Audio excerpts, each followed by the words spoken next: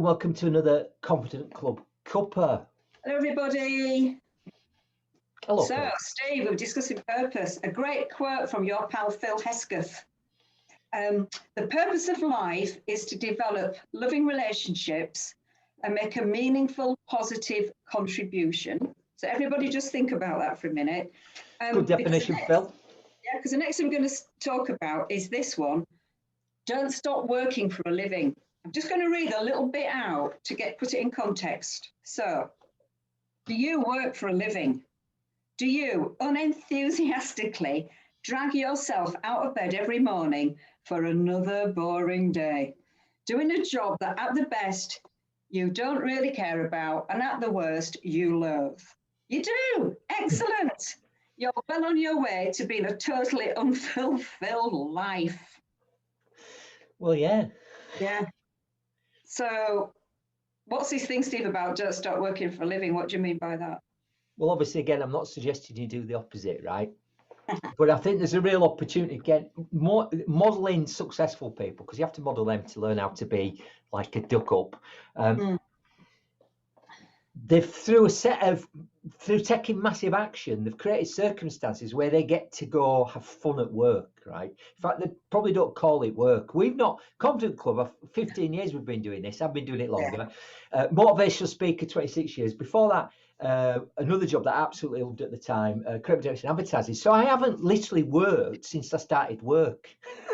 I know, because my friends keep asking me when I'm going to retire. And I know what your answer to that is. If you say to Steve, when are you going to retire, what do you say? So I can't retire because I don't have a job. I don't work for a living.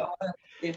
Now, that doesn't mean we're not professional, no, Curly, does it? No. But what it doesn't mean we're just lucky either. No, it doesn't. We create those circumstances. And I think that's the thing. People look at other people. There's another chapter, again, I think I mentioned before, my mate Tom Rain and his wife, who are artists, painters, paint on the same canvas.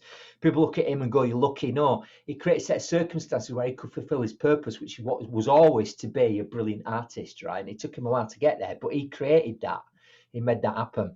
So I think there's things you can do, right? It's a question you can ask yourself to start to aim for a job you love. So my daughter Megan asked a few times, during lockdown, she came back, started living with us again, which she's interested, having not lived with us for years. Got offered 2 job offers, right? And one of the things that really swung for us was thinking about this question, will this job have that kind of satisfaction wanting to get me out of bed? And it was a choice. And she realised that, again, we mentioned if she was sat in a park bench, she was 90 looking back, she thought this gets back to that definition. Doing this job, because it's to do with healthcare, will definitely help me make a difference to other people around the world, because this company's expanding around the world, right? So it really aligned with her sense of purpose and her values and goals and vision and all that, right? So it's not easy. I mean, one way of thinking about it is you turn your hobby into your job. So my other son, Finlay, True Grit Vintage, Google that, right? During lockdown, he's the head of a high-end retail shoe store, but obviously that's been closed throughout lockdown. So he's been fulfilling his real sort of, if you didn't have to work for a living, what would you do? Because he's obsessed with what me and you would call second-hand clothes, but he calls vintage. And there's literally nothing Finlay cannot tell you about an item of clothing from, say, 1940 to 1970. It's just, so you can go buy this stuff. So think Antiques Roadshow, but clothes, right? He's an expert. And when he was living here, because he lived here and then Megan moved in, I couldn't believe the amount of work that he did. The amount of parcels that arrived. We're like the central post office here, right? The amount of parcels that arrived from clothes that he bought from around the world. Then he'd pack them up and put them, send them out. And he's either doing that. I've been his model throughout the summer, right? And he's just on it. But it never feels like work to him, because first and foremost, it's something he would do anyway. So one of the things that you mentioned in so at the end of every chapter in this book, there's an action not to take. And you kind of touch on that, Steve, because you've put here, this is how not to find your passion in life. Don't think back to what you loved doing at 7 years of age.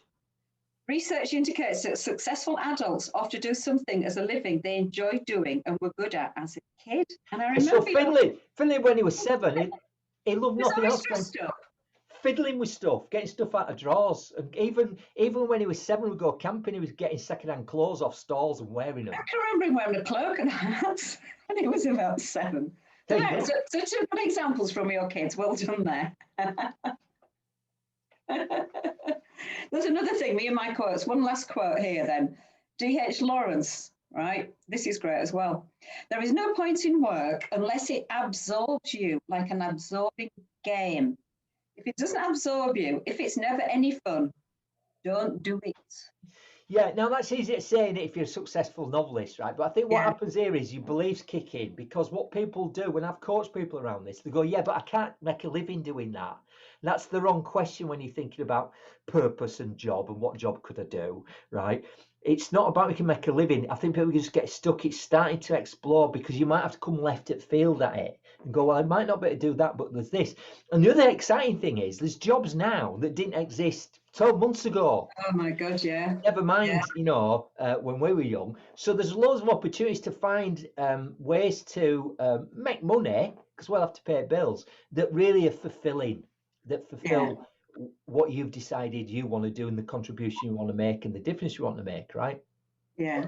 So one of the contributions I want to make is looking after dogs. So you can probably hear, I'll take the rest of your dogs. So you probably hear them barking in the background. Oh, well, on that note, then we better go before dogs burst in on us. I think there's somebody at the door. Yeah, I'll see you. Bye. Oh yeah, there we go. See you. Bye.